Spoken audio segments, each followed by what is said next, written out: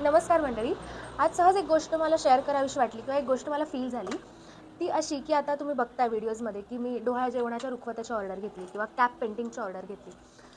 तर मला आणि माझ्यासोबत माझ्या सासूबाई किंवा अभिषेकसुद्धा मदत करतो याच्यामध्ये. तर मला असं फील झालं की एखादी गोष्ट आपण करण्याआधीच मला जमणार नाही किंवा आपण ती करायची डेअरिंग करत नाही. पण जेव्हा आपण डेअरिंग करून ती गोष्ट मी करेन असं म्हणून ती गोष्ट जेव्हा करायला घेतो, पूर्णत्वाला नेतो, तेव्हा आपल्या लक्षात येतं की आपल्याकडे ते टॅलेंट आहे किंवा आपल्याकडे ते स्किल आहे किंवा आपल्याकडे ती क्रिएटिव्ह थिंकिंग आहे की आपण एखादी गोष्ट करू शकतो. तर जर आपण डेअरिंग करून एखादी गोष्ट करायचं म्हणलं, तेव्हा आपल्याला कळतं किंवा तेव्हा आपल्याला रिअलाईज होतं की येस आपण करू शकतो. तर तेव्हा आपल्याला कळतं की ते स्किल्स किंवा ते टॅलेंट आपल्यामध्ये आहेत.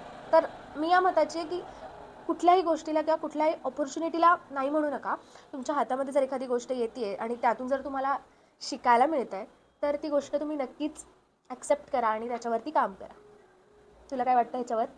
जे म्हणते ती ते. मम मम बाय.